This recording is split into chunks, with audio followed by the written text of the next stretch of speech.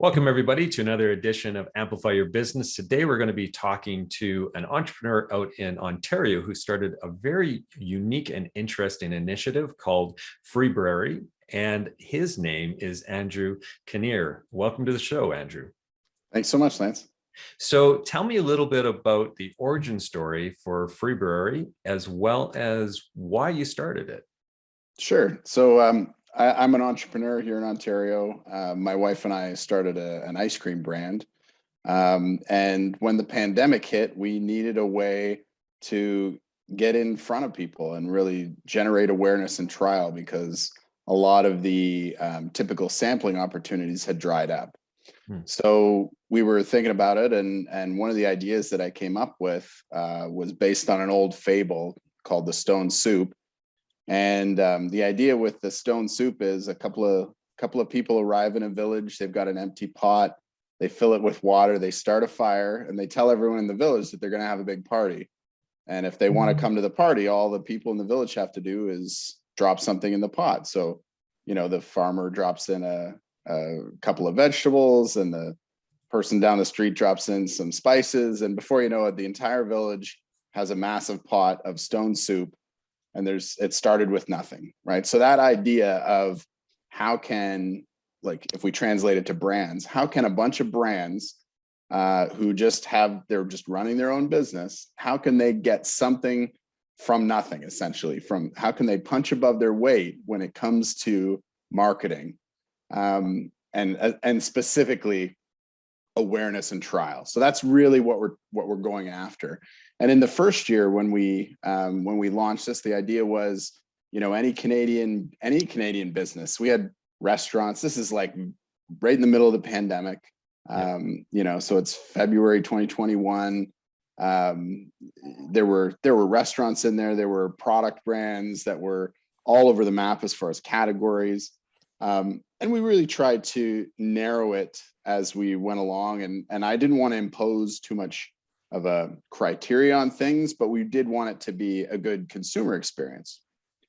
And so we convinced these brands that if we all go kind of together in this one place, then that's enough of a momentum to get support from other organizations, bigger businesses, media companies, organizations, associations, industry, trade, government.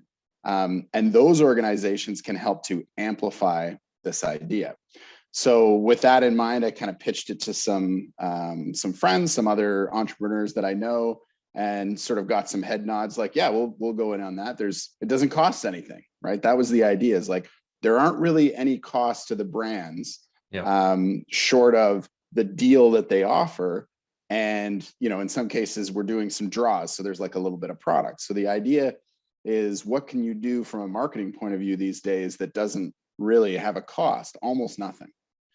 So we took that approach and talked to more and more brands. And in our first year, which was last year, we had over 100 brands participate, and some of them were sort of all over the map with different deals and offers. But this was a collection of brands. We did one big draw. We sort of did an Instagram giveaway, which is a typical way to get some buzz and get some people paying attention. But everybody seemed to come out of it sort of nodding like, oh, okay, this sort of worked out. It didn't cost us anything. We got some eyeballs. We got some orders.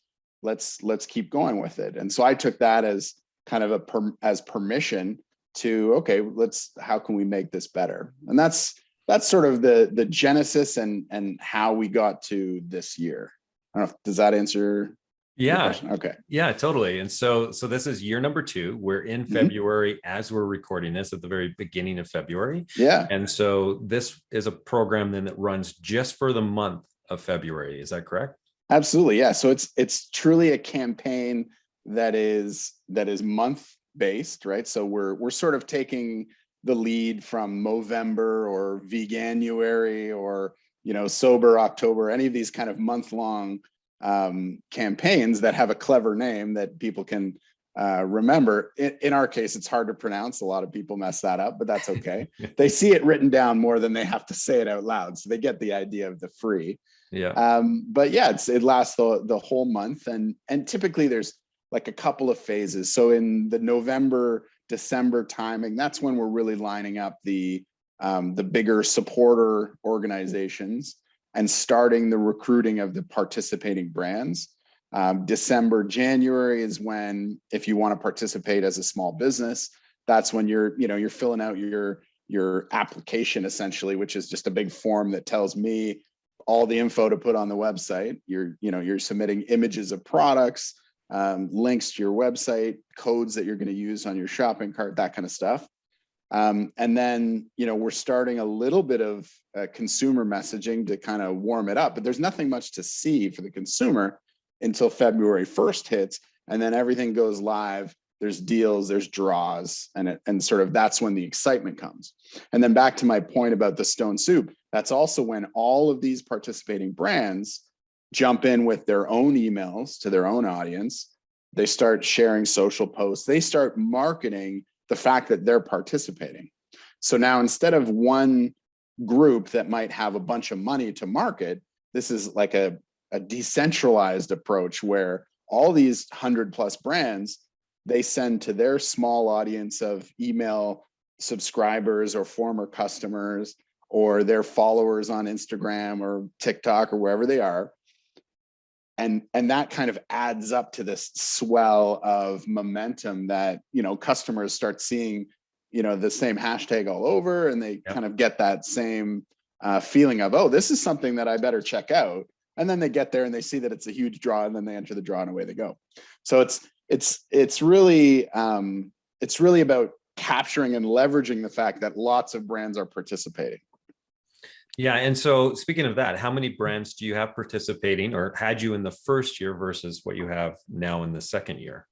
Yeah, the first year we had just a hair over 100 brands. Some of them were, I should say, businesses, not brands. In the first year, because the criteria was pretty loose, I would say, we had a pub in Ottawa who wanted to participate with some deal, or a manufacturer that was B2B, that it wasn't quite the right fit. So there was a number of learnings that came out of the first year. This year, we're over 100 brands, and I would say brands because this year they are very much narrowed to almost entirely packaged goods, or in either food and beverage or health wellness kind of category. They've sort of gelled in that area. There are a few outliers, but for the most part, they're those brands, as well as a few Canadian technology brands. You might have a mobile app. It's still a product. It just happens to be a digital product, but it's made in Canada. It's Canadian jobs. It's Canadian users. So that kind of feel still made sense and felt right. And in a lot of cases, they have a trial that they need. They might be a small company. They want people to try it, tell their friends, that kind of thing. So it fit with the very loose mandate that we had. Yeah. And so I know that you have a very Canadian business focus to this. So it's exclusive to Canadian businesses, correct? Yeah. Okay. And so what kind of reach do you have across the country? Is it mostly coast to coast? Yeah. Okay. Yeah. So reach coast to coast, I would say we definitely have a concentration in Ontario. And reason being, early on, we got some great support from Ontario Made, which is like a industry association promoting Ontario manufacturers. So very early on, they bought in and told a lot of their manufacturers about this opportunity. And so we sort of got over-indexed in Ontario, but there's companies from across the country. Yeah, we try not to focus on so much on like the where. It's nice to buy local and that sort of thing. It's more what you were saying before about how it's Canadian centric. So even, there are companies that are Canadian businesses, but they're just importing things from other countries. They're not actually making anything here. It's basically a post office box. They don't have jobs here, but they call themselves a Canadian company. That kind of stuff we're not totally into. This is more about sort of the lower level. It's businesses making stuff here, jobs are here. So it's not so much, nationalism or anything like that. It's more just, we're trying to support the people who need the support, not the businesses that are just Canadian on paper, I guess. Is that? Yep. Yeah. We're not trying to offend anybody, certainly, but that's sort of the loose criteria. And also, like, that's not written down anywhere. So and so I guess one of the obvious questions would be, why only 1 month of the year? It was sort of important to not have this come off like a deals site, right? There are lots of those already. Some great ones, forums that are sort of always talking about what coupons are on and that kind of thing.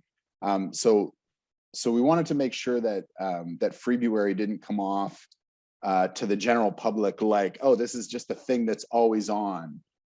So that was one part of it. And then a very important part of it is, if you're a small business, you can't afford to give away free stuff all the time. Yeah. You can afford to do it a couple of times a year in very certain circumstances, but it becomes expensive. And so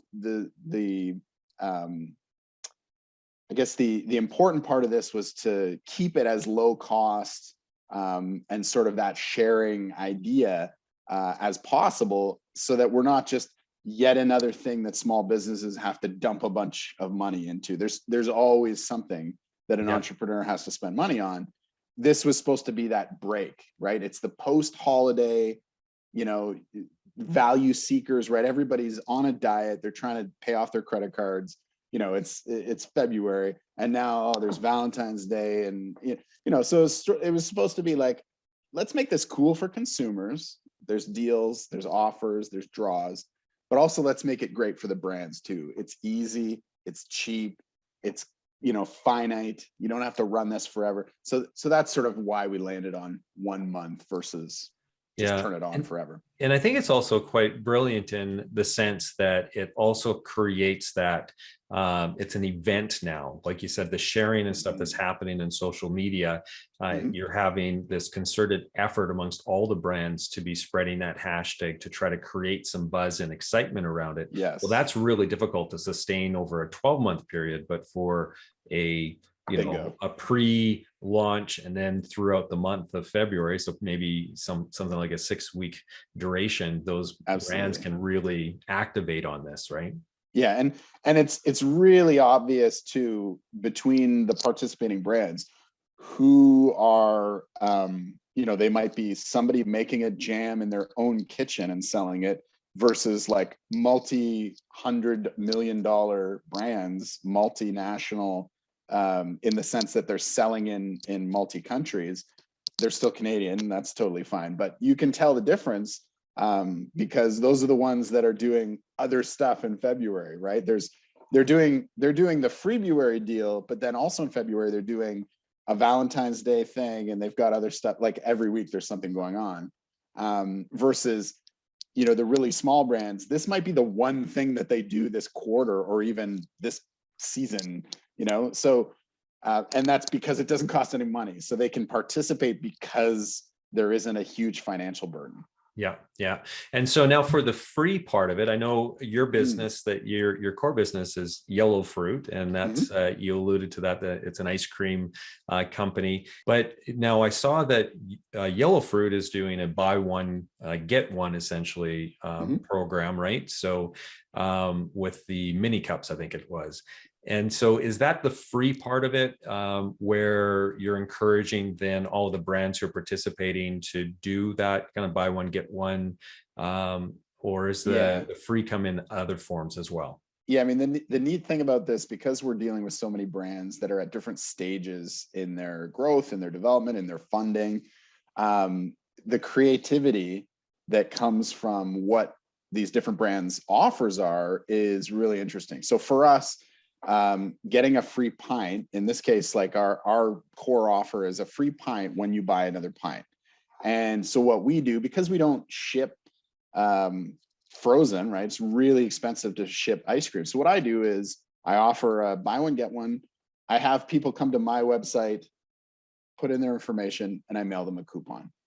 And that allows me to do a couple of things. One, I get to grow my own email list. So when people finally discover my brand and they've never heard of my brand, now they become part of my ecosystem. So they're, getting emails from Yellowfruit and they're excited about what's going on with Yellowfruit. So that's one part of it, is like growing my own database. And all the brands can do this. This is not like something that I'm doing, that's unique.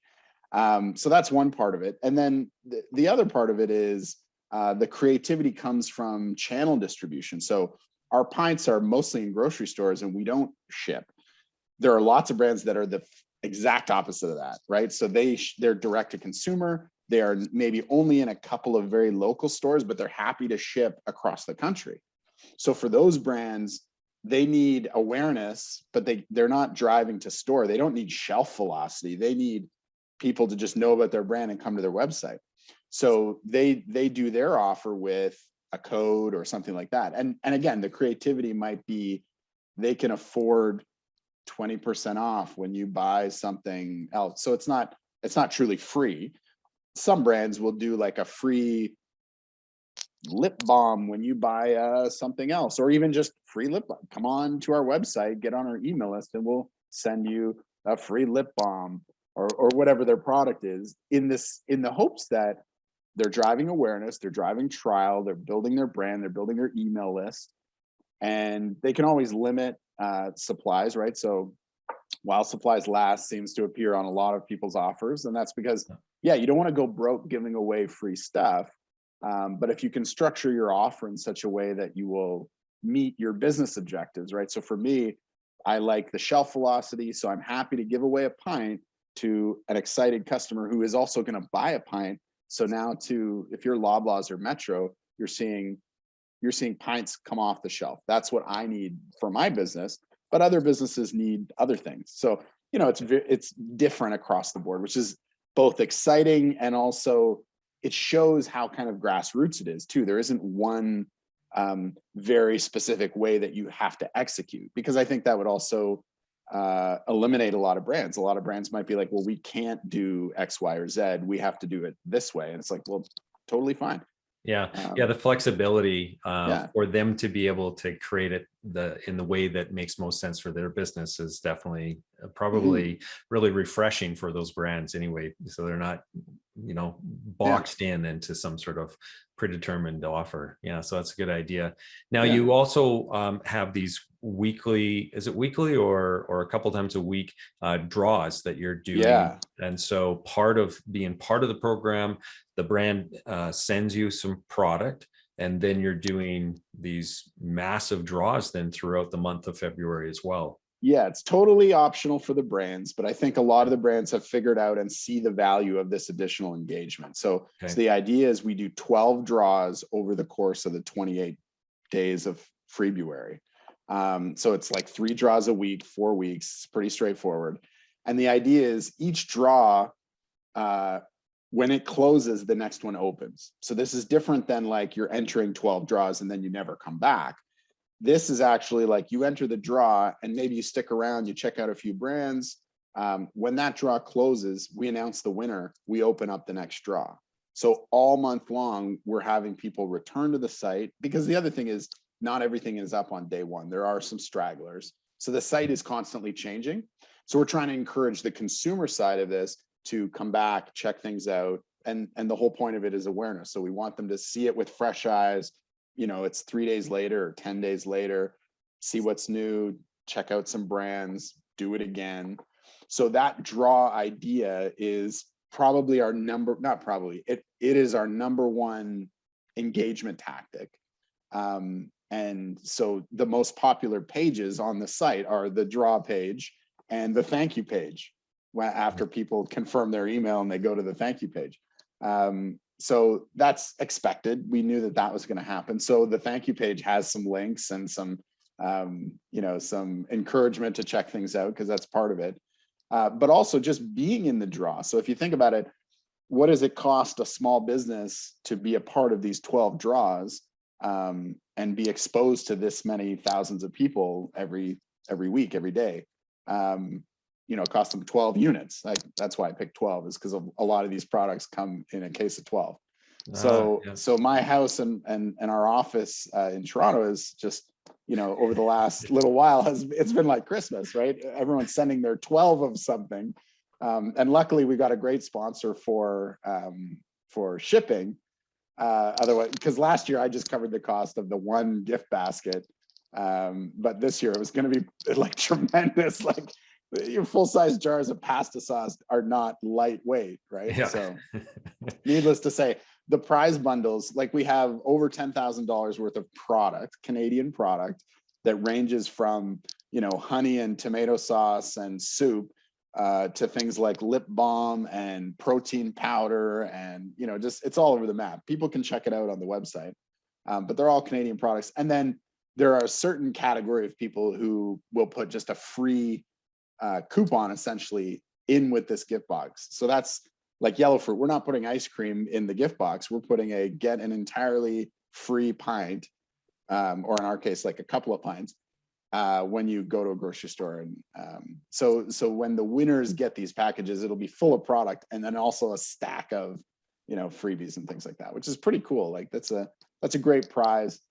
And, again, back to the grassroots thing, it's not costing one company a lot. It's costing a lot of companies a little, which is, that's a good way to do it.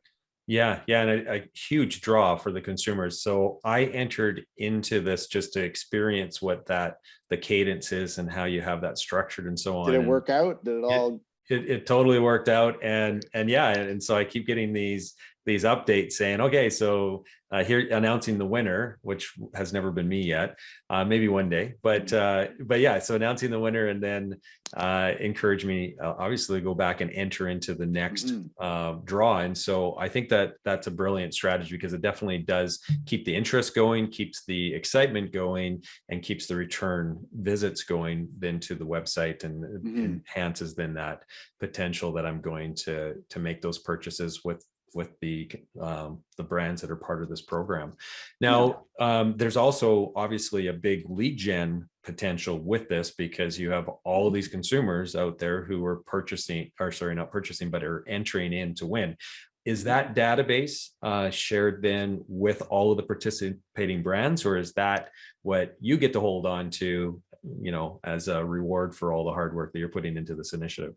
Yeah, I mean, so I'm building my own list separately for yellow fruit, but just from a privacy point of view, it didn't make sense to take this list of contest entry people and start spreading that around to 100 brands. Nor would I think any responsible brand isn't going to just input a list of thousands of names into their database without any kind of background. So from that point of view, it's not actually really that valuable. It's valuable for us as Freebruary to talk to that audience later in the year, which we will. And so there is an angle there, but it's not really a monetizable angle. Like it will benefit Freebruary in the lead up to next year, because now there's an even bigger audience to talk to. So we'll use that again. Where I think the real value comes is when you said lead gen, this is where I thought you were going. Our supporters, so our supporter orgs, and businesses and consultants and associations, they like the fact that there's 100 small businesses participating that need insights and store audits and shipping and creative agencies and consulting and analysis and marketing plans. And so all of this sort of clunky B2B stuff that every business development person on any of these in any of these companies would love to have a list of 100 small businesses that participated. And so in return, those businesses actually do their own draws for the participating brands. So that's sort of an incentive. I talked about these 3 phases. In January, one of the incentives to kind of, not that they should need it, but to encourage a small business to participate is, just by participating, you're entered to win, $5,000 worth of insights from this insight group, and 100 store audit package from this other group, and some really valuable stuff for their business that, again, under normal circumstances, these small brands may not actually pay for, right? So this becomes an entry point for those businesses to reach this audience. And again, it's not like we're sharing the data. We're communicating directly with them because we have that relationship, and that's part of why they're participating. So it's kind of a cool symbiotic relationship. And so anyone who has an audience, so I'll call out a few. If you're somebody like Reebee, right? So mobile flyer app, big audience to talk to, so they can support by putting a banner in their app so that their supporters see it, click through, etc. Somebody like Cattle, same thing. They have a rebate app, but they also do insights for business. So they get to kind of do both sides of things. Same with Field Agent Canada. They have these agents using this mobile. I keep holding my hand like this, like it's a mobile app. They're reaching consumers, but also they want to develop business with the brand. So it's a very symbiotic kind of thing.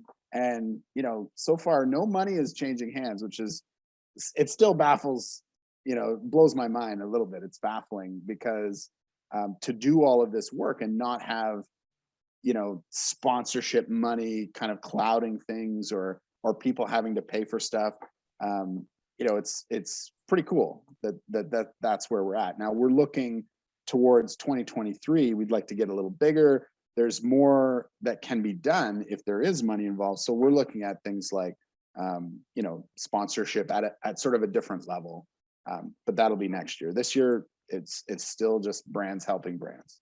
Yeah, I love it because you are really doing exactly what the fable says, right? You're building community, you're all pitching in a little bit, and it's really fostering into this really incredible initiative that is touching and helping so many different businesses across Canada. And so, that's what we try to do here at Amplify Your Business with this web series, is to amplify the different entrepreneurs and the things that they're doing, and try to impart different learnings amongst the rest of the entrepreneurial community in which we are part of as well. And so you're doing the exact same thing in a lot of respect, just on the consumer kind of goods and product side of things, which is really fascinating. So yeah, it's really exciting. Yeah. Congratulations on that. And thank you so much for sharing this story with us here today, Andrew, because this is something for all of our listeners and the businesses that are part of our reach here with this show. Anybody who has that consumer focused product based business, I definitely encourage you to reach out to Andrew and connect with him, because next year it's going to be something that you're going to want to be part of, I'm sure. And Andrew, for those who do want to reach out to you, what's the best way of connecting with you? Well, if they're interested in Freebruary, they should definitely go to freebruary.ca. On that site, there's an email at the bottom that goes to me. That's the easiest way to get a hold of me.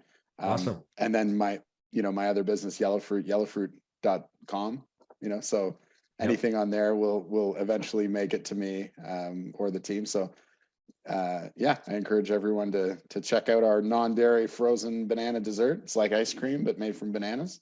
That's right. Or Freebruary and enter the draws like Lance, and hopefully, well, not hopefully, somebody wins. We've already had 3 winners and there's 9 to go. So so there's still hope for me yet. There's still hope, but now it'll look, I don't know, it might look bad if you win now. So, I suppose, Yeah. There's a conflict now. So put your wife's name, I shouldn't have said anything. Know that it's you, and then yeah, no worries there. Just happy to support. And so thank you again, Andrew, for taking the time to talk to us a little bit today about Freebruary. And I look forward to hearing the success as you continue to grow this into the future years. And so again, anybody who wants to connect with you, please do so. Get your products into this program, because it is something that is supporting everybody at the end of the day. And so that's what we're all about. So thank you, Andrew. Great. And thanks so much, Lance. Yeah, for everybody else out there, if you like this episode, you want to check out other episodes, head over to amplifyyourbusiness.ca, and that's where you'll find the archives. And if you are an entrepreneur who has a great story, a great business that you want to get some exposure for, and also share some of your lessons and learnings along the way, there is a form on there as well in which you can enter so that you can be a future guest. So until next time, everybody, stay safe.